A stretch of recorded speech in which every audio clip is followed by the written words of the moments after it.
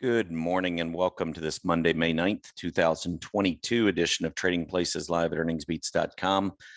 I'm Tom Bowley, Chief Market Strategist here at Earnings Beats, and I'll be your host for the next 30 minutes, featuring everything you need to know as you prepare for the trading day ahead. Well, we got a new week started, more earnings coming out.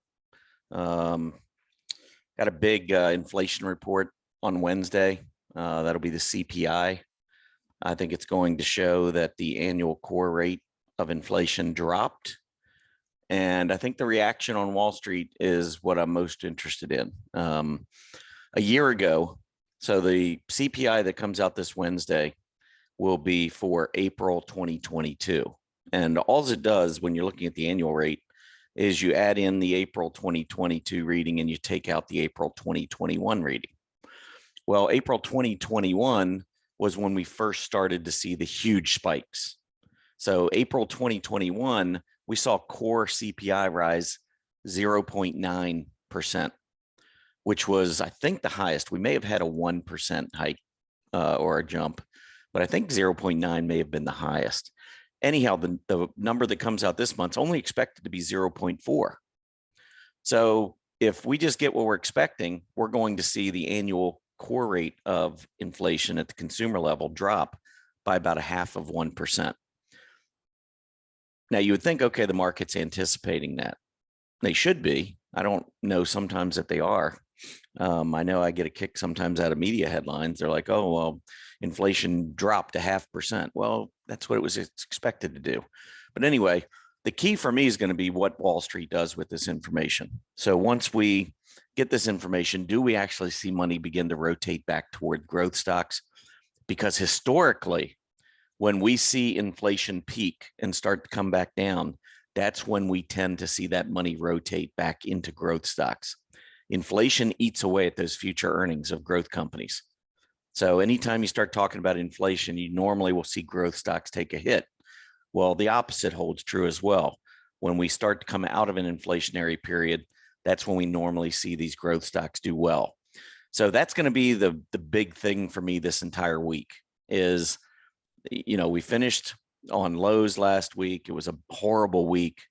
It actually wasn't bad through Wednesday afternoon. Wednesday afternoon, we were actually in pretty good shape. Remember, the Fed came out, made their announcement, 50 basis point hike. No, we're not going to get any more aggressive than we already are. I guess the market loved that for some reason. But anyhow, yeah, the final hour and 15 minutes, we saw the market explode to the upside. NASDAQ went up 500 points in a little over an hour. And then just a little over 24 hours later, the NASDAQ had dropped 1,000 points. I mean, it was crazy, the action that took place on Thursday and Friday. So we'll see, what the market does with this information this week. I think that's, to me, is going to be the most significant thing that happens this entire week is the CPI report on Wednesday. The PPI is out on Thursday, by the way. But with that CPI report, watch these growth stocks, watch the aggressive areas of the market. Even if the market goes lower, do we start to see a little bit of rotation away from value and more into growth? Remember, at the top, when we were going higher, everything was going up, but we were seeing rotation away from aggressive and into defensive. Now, as we move toward the bottom or potentially move toward a bottom, we want to see if that money rotates again. So again, this is going to be a big week for that because of the economic report that's coming out on Wednesday. And that's the CPI. All right, let me share my screen here with you. So for those of you who are new to Earnings Beats, if you go over to earningsbeats.com, a couple of things. Number one, we want you to sign up for this Earnings Beats Digest newsletter. It's a free newsletter, no credit card required. You can unsubscribe at any time. All it is name and email address. We will not provide your information to any outside third party, so don't worry about that. This is strictly a give back for us to the community. People who have supported us over the years. It's a 3 times a week newsletter, quick read, couple paragraphs, a chart. This morning, I actually wrote an article about the upcoming CPI and what I just discussed. So it's not always a stock, although usually it's an individual stock that's maybe a leading stock in a group, or maybe it's a laggard and a stock you just simply want to avoid. But we look at relative strength, earnings gaps, candlesticks, trend lines, all those things that are important to us. We try to go over and hopefully provide some education and maybe some trading opportunities for those of you who decide to partake in that. But it's a great way to learn a little bit more about us, how we approach the market. And I think it can help you, maybe approach the market from a different angle. Maybe it helps in your trading as well. The other thing I want to point out is that later today, we are having our sneak preview of the draft that we do, our portfolio. So every 90 days, our portfolios, we change them out, put 10 new equal weighted stocks in each of the portfolios, and then we hold them for 90 days. And what we try to do is to outperform the S&P 500. Now, we are mostly growth oriented, although we've kind of changed that the last draft or two because of the market and because of the fear that we had going into this year. So we wanted to be a little bit more cautious. And so anything close to the S&P 500 has actually been pretty good. I'm sure Kathy Wood at ARC Funds and the folks over at IBD would love to have performance anywhere near the S&P because growth stocks have been continuing to get absolutely crushed. We've actually done pretty well. If we scroll down here, pull up, this is through Friday's close. I mean, this is the S&P 500 this quarter. Now, keep in mind, these growth stocks have been absolutely crushed in 2022. If you're tracking software, semiconductors, many of the consumer discretionary areas, all these areas have been hit really hard. And yet our model portfolios held up with the S&P. Our aggressive portfolios held up with the S&P. Our income portfolio is actually 5 percentage points above the S&P this quarter, which started on February 19th. Our income portfolio is actually pretty close to the flat line, even though the S&P is down 5%. So done pretty well there. Strong AD, had a rough week last week. It was actually holding up and I think beating the S&P 500 until last week. It was a rough week. Couple of stocks took hits there. And then if you look at our model ETF portfolio, which we a few weeks ago, when was it? It was April. Yeah, April 19th. So that would have been maybe about 3 weeks ago. You can see we're actually up about 2.3 percentage points ahead of the S&P this quarter. That's just in 3 weeks. We've been structuring our portfolios a little bit differently this year. We're continuing to fully invest. And that's a pretty scary thought when you think, again, that we're mostly growth stock investors, or at least that's what we normally want to be in a secular bull market. But we're in a cyclical bear right now, and those stocks aren't working. I don't know if you saw, I wrote an article yesterday. It's not you, it's me. And, we've all heard that breakup excuse before. Well, that's what the stock market, that's what growth stocks have been saying. If you own an individual growth stock, and I wrote about Airbnb and Cloudflare. So Cloudflare is a software company, cybersecurity stock. And Airbnb, of course, most everybody's heard of Airbnb, but that's a travel and tourism stock. These two companies came out with great numbers. I thought their reports were great. They beat top line, they beat bottom line, they raised forecasts. I mean, I don't know how much more. I think Airbnb had record bookings, and both stocks got trashed last week after their earnings report. Airbnb got an initial reaction to the upside and then went straight down after that. And all I could think of was that saying, it's not you, it's me. And, thinking growth stocks, the way growth stocks have been performing. If you own a growth stock, for the most part, you're going to get hit. And it's not you, it's growth stocks. They're just not in favor right now. And that's why, again, I go back to that CPI report coming out on Wednesday. I think that's going to be really important. But anyhow, later today, we're going to have a sneak preview of the draft that we have on the 19th. So the 19th of May, we'll have the draft. And so I want to talk a little bit about, putting this portfolio together and what what the themes are and what we're seeing and what the thoughts are and how we're going to try to construct these portfolios. So I think it'll be a really educational event. Because as I said, I think over this last quarter, I don't know that I've been any prouder of a portfolio's results than I've been this quarter because the market environment's been so challenging. I mean, just about everything's down. So trying to perform with the S&P 500, let alone trying to beat it. I mean, just trying to go along for the ride has not been easy given the performance of the growth stocks in particular. Anyhow, we'll do some of that later today. But if you're on the Earnings Beats Digest, that's what I wanted to point out. If you are on the Earnings Beats Digest newsletter, then we will send you room instructions. And we do that for all of our free events. That's another benefit of being on our EB Digest newsletter. We will make sure that you get room instructions to all of our free events. All right. So what happened last week? How did we finish on Friday? Well, the Dow finished down 99. S&P was down 23. NASDAQ, as has been the case lately, underperformed, down 173. It was down 1.4%. That was the worst percentage drop among our key indices that we show here. Mid caps down 1.34%, so they also had a rough day, and small caps down a little over 1%. So everything was down. Wasn't horrible, but after the day we had on Thursday, I mean, it just was a continuation of just awfulness on Thursday. Remember, Friday we finished really strong. Thursday we gave it all back and then some. I mean, it was just brutal. Brutal day. It was just selling all day long. And yeah, and you couldn't really enjoy Wednesday for very long. As far as sectors go on Friday, energy was the big winner, up almost 3%. You can see us back up at 83, breaking to a new high. The good news here with energy, at least in the short term, remember, I had talked about the declining PPO and the rising prices, and I talked about resets. Look at that reset right to the zero line. Look at the reset back to the 50-day moving average. That's what I look for. Now we're going up.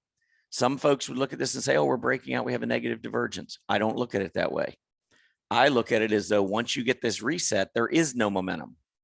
So this, I don't even look at the PPO back before this right here. I don't look back at these prior PPOs because now when we get to the zero line, there is no momentum.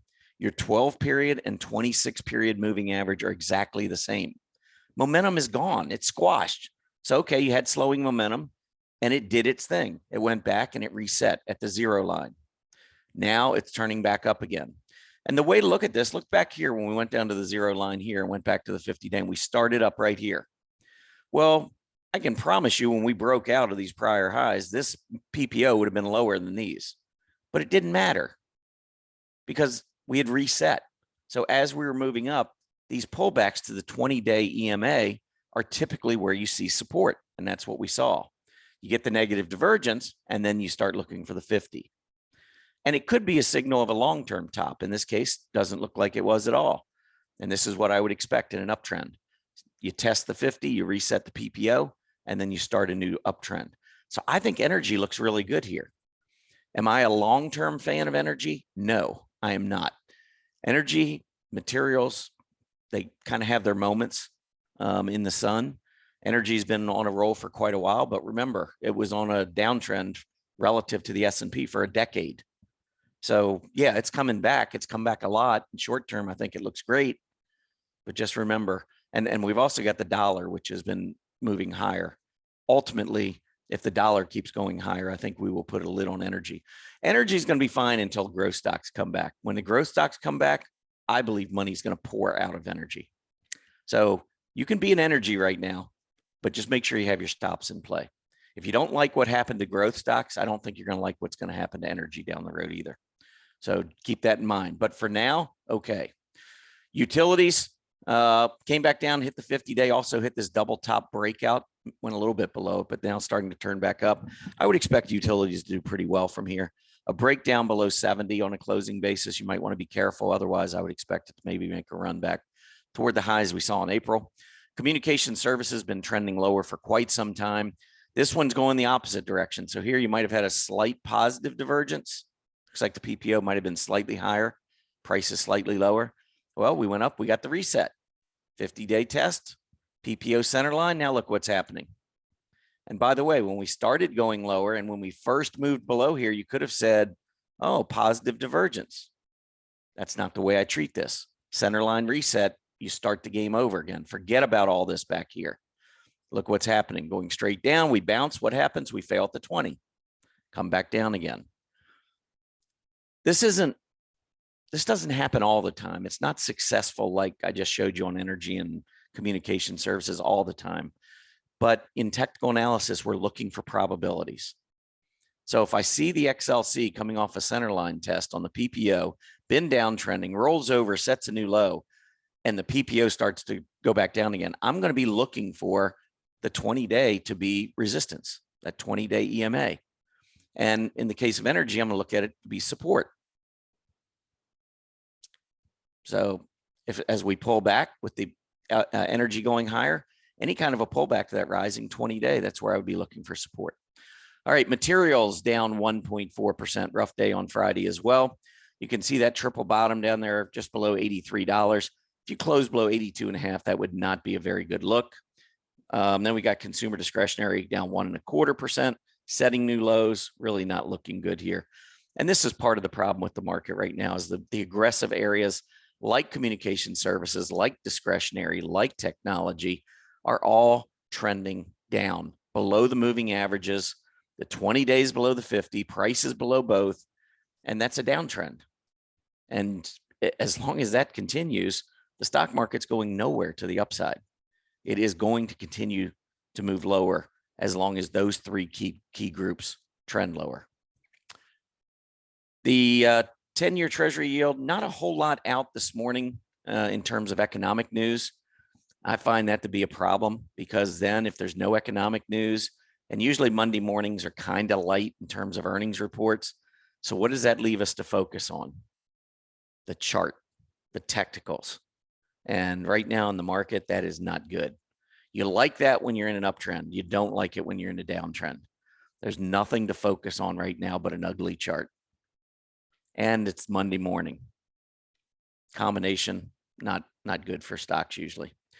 Anyway, 10-year Treasury yield right now, 3.14%. It is up about 2 basis points. 3.25. We have not seen the 10-year Treasury yield go above 3.25% since 2011, 11 years ago. And I think it was right about this time in 2011. I want to say April, maybe it was May. Anyway, long time since we have seen 3.25%.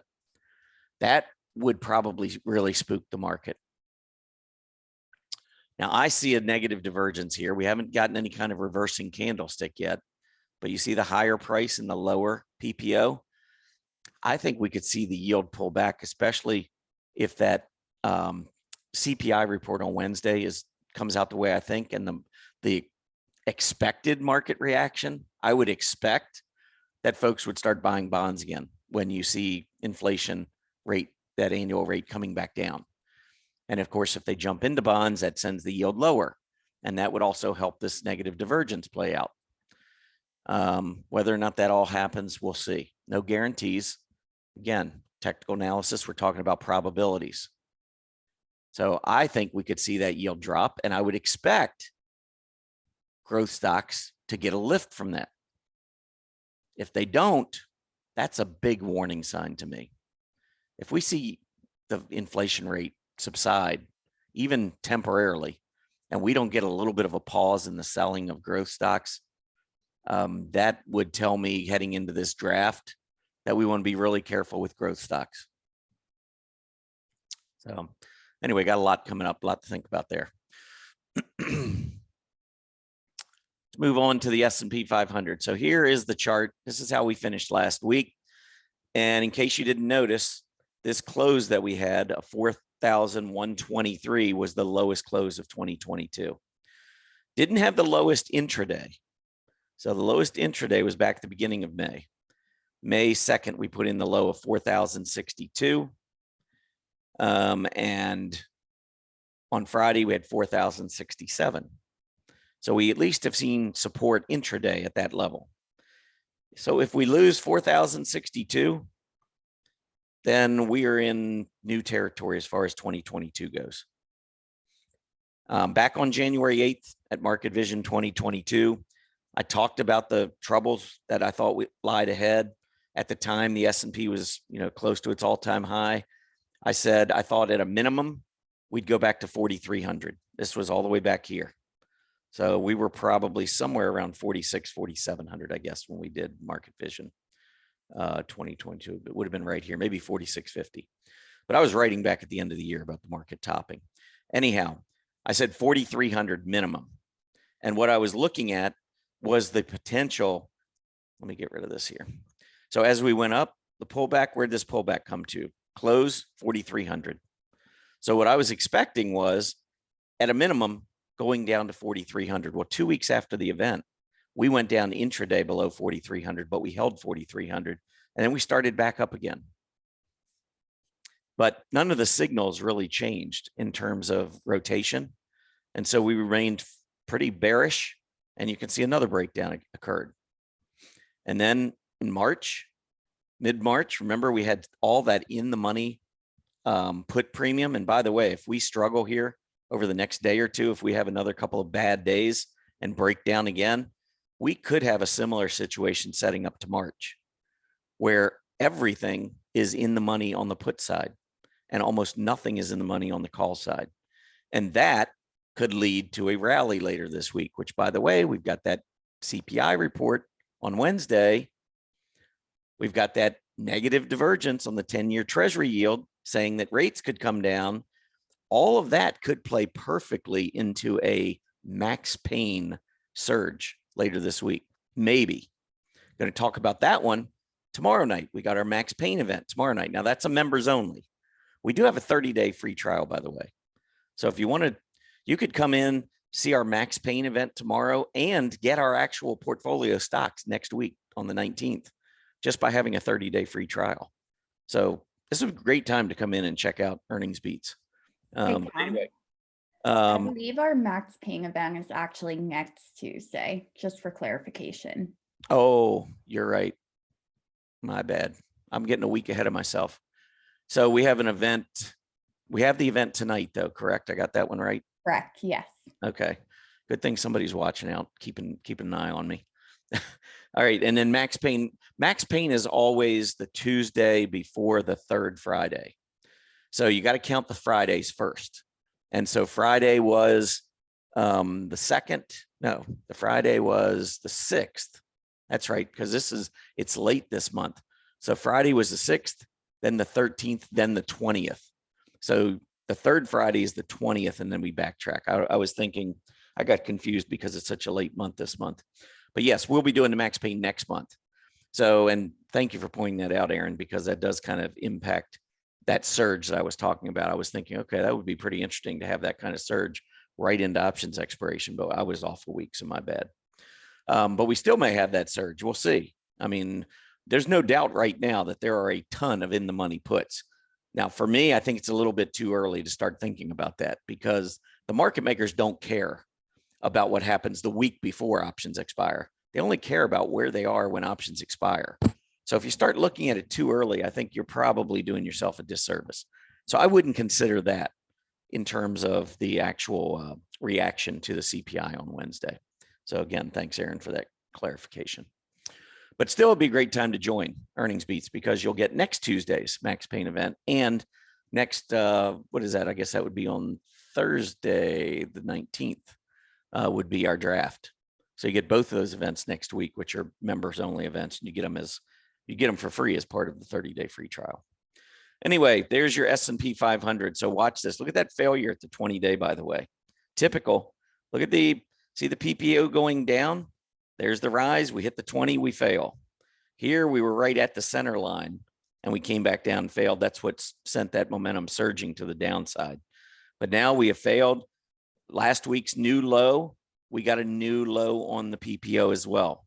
So if we bounce, I'd watch the 20-day. I don't think we go through it. If we don't bounce and we keep going down, watch the CPI report on Wednesday. See what happens. See if we get, if you wanted to be aggressive, you could take more positions in some of the growth stocks on Tuesday late in the day. That's a lot of risk. I'm not trying to, you got to decide if you want to take that risk.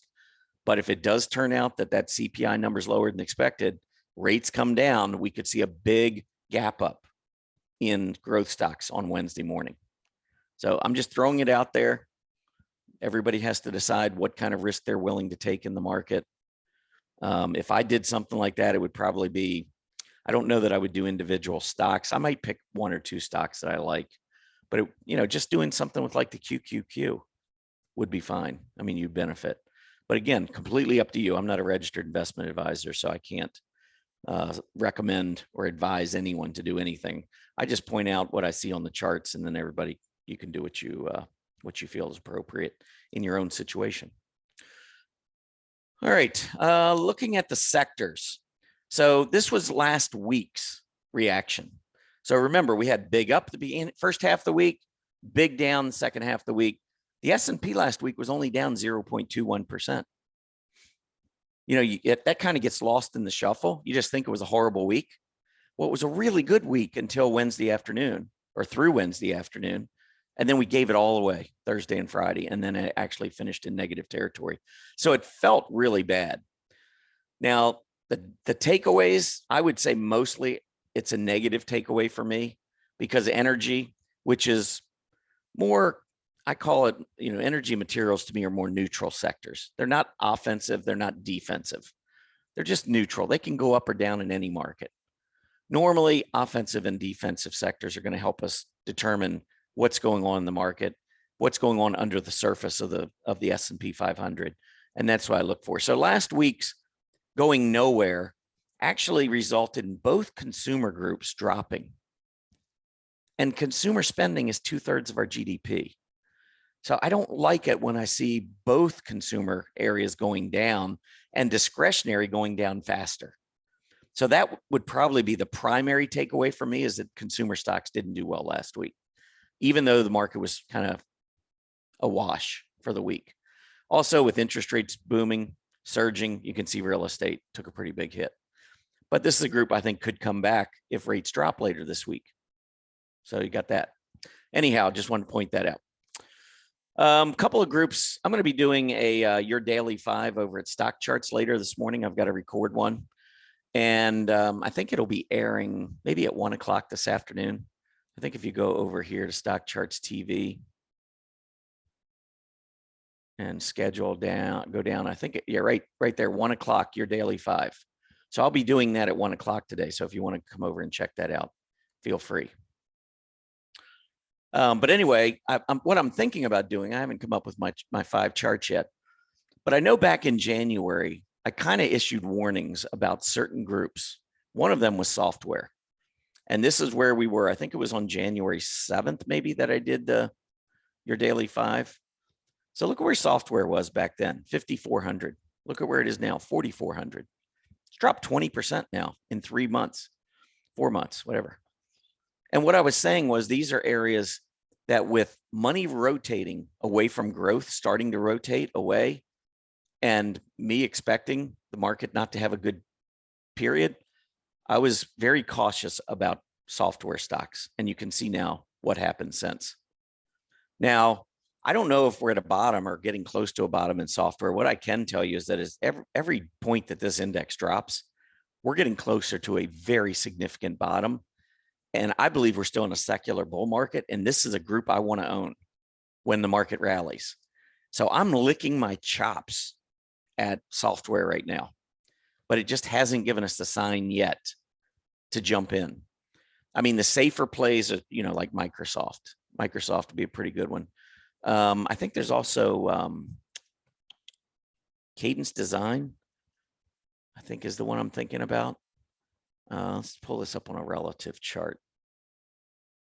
Yeah, look at Cadence Design relative to software. So Cadence Design is actually setting a 52-week high relative to the software index. When you look at the chart, you don't really see it. It went down and it's going sideways. But the software group is setting new lows. Cadence Design is not. Look at the volume. The AD line well off of its lows. Recently, it was out up near a 52-week high.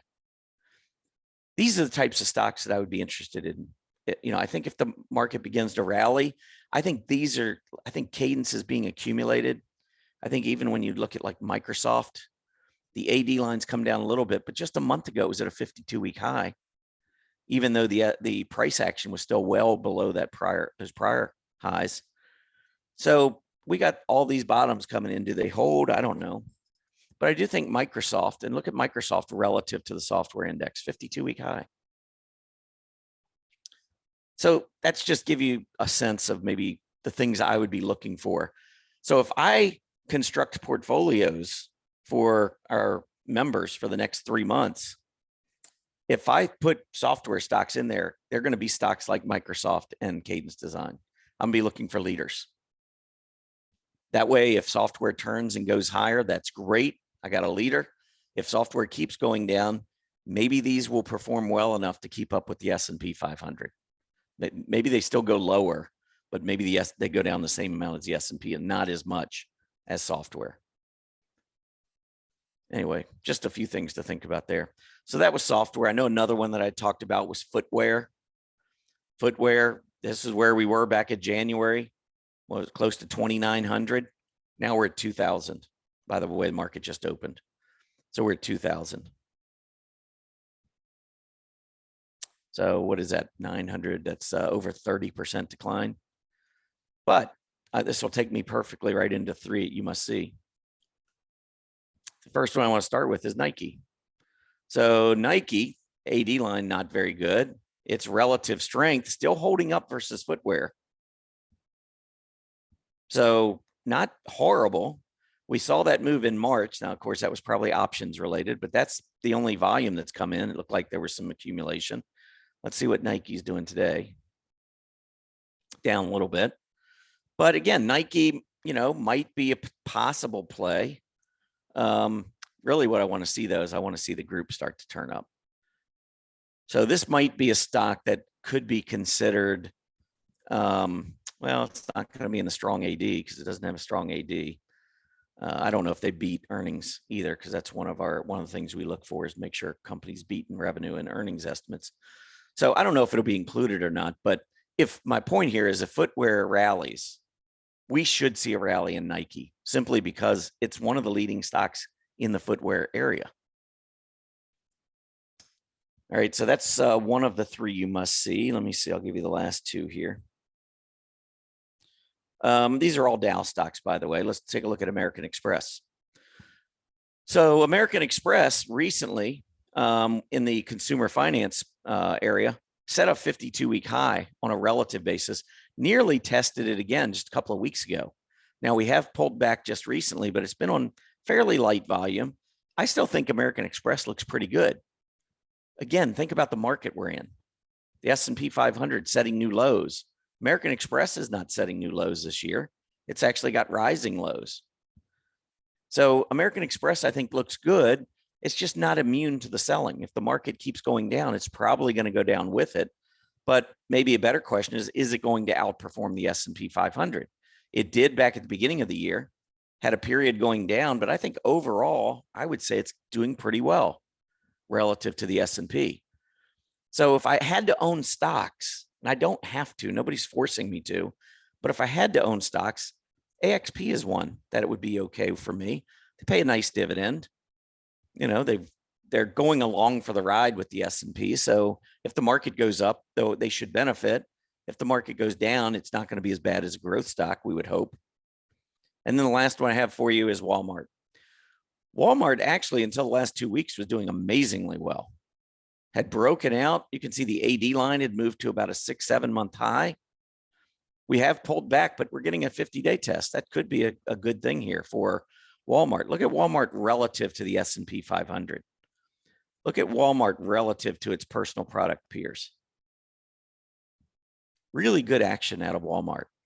So while Nike still continues to try to find a bottom, although it's still performing well relative to its footwear peers, these last two I showed you, AXP and Walmart, I think are performing even better. Not only performing well versus their peers, but also holding up pretty well versus the S&P 500. So there's always, different ways to look at the market. You can certainly just sit in cash. And I've talked about that all year. I've been in cash a lot throughout this year. I just, when the VIX moves up, which it usually does when the market's going down, when the VIX is moving up, that makes trading very challenging, very risky. Yes, you can, if you catch the ups and downs perfectly, you can make a fortune. But guess what? If you catch them all wrong, if you get, and I get into those ruts sometimes, I'm sure all of you do as well, where you just don't seem to hit anything right. Just when you go long, everything goes down. Just when you go, to short or you move to cash, then you get a big gap up and you're just constantly chasing. And it's a horrible feeling. And so one way to avoid it is simply just remaining cash until the market, the clouds clear. And the clouds certainly haven't cleared yet. So we got some work to do. But good news is I remain very optimistic longer term. And I'm talking about later this year. I don't know how much later. I wish I knew. But by the fourth quarter, going into the fourth quarter, I fully anticipate I'm going to be 100% invested. How much I'm going to be invested between now and then over the summer months remains to be seen. I mean, I'm just going to keep watching signs in the market, pick a little stock here or there. I mean, I got one right now. See if it's breaking down. I got to stop and play if it is. Nope, still hanging in there pretty good, down 82 cents. Church and Dwight, this is a defensive group. It's in the non-durable household products area. And the only reason I got into it, it's at a major support level. And it either bounces or it doesn't. If it doesn't, I get out. If it bounces, I'll make a little bit of money. And if this were to bounce up even to, say, the 20-day moving average, I'd be out. If I could get 4% on this stock, 3 or 4%, I would take it and run. And that's all I've been doing this year, is basically trying to catch little moves here or there. And if they don't work out, I try to exit quickly, because I don't want to get caught in these downdrafts. And I love to trade growth stocks, but growth stocks not in favor. I mean, it's hard to trade growth stocks. About the only thing I've been able to do is occasionally, after a company comes out with decent news, good news, and it gets slammed, is I try to find an area maybe where I'll get a bounce. Sometimes in the morning, you get that huge move down, and then you'll get a little bit of a rally back toward noon. And I'll just try and catch that occasionally for, sometimes I'm in a stock for 15 minutes or half hour. I mean, it's just, I don't like to trade like this. I would much rather swing trade and hold for a few weeks at a time. But you can't in this market. If I buy a growth stock and hold for 3 weeks, I might as well just open a window and throw my money out, because that growth stocks are just trending lower and lower. So this isn't the same market, but I do think we've got a good market coming. And I think we're getting closer and closer and closer to a bottom.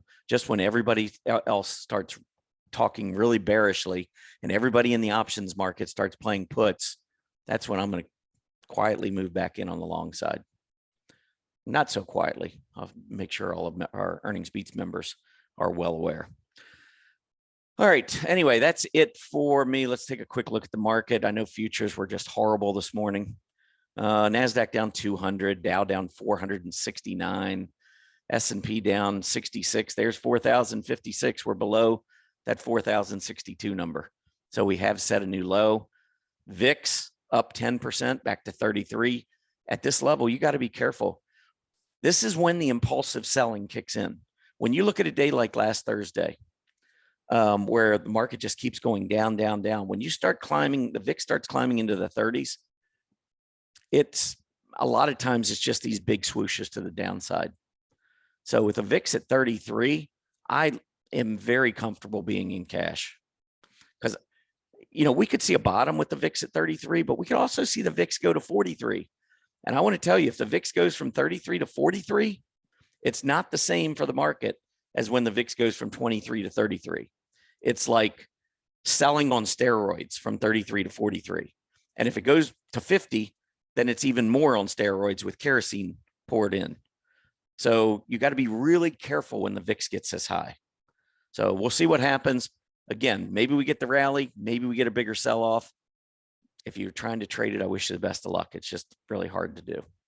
Anyway, sorry for running so late today, but wanted to go through a few things. And again, later today, we have our sneak preview for our top 10 stocks. Max Payne will be next Tuesday, not tomorrow, but next Tuesday. And then our draft will be Thursday of next week. So everybody have a great rest of your day. Be back tomorrow over at Stock Charts. And remember, later today at 1 o'clock, I'll be doing your daily 5 over at Stock Charts as well. So check that out at 1 p.m. today. Everybody have a great day. Happy trading.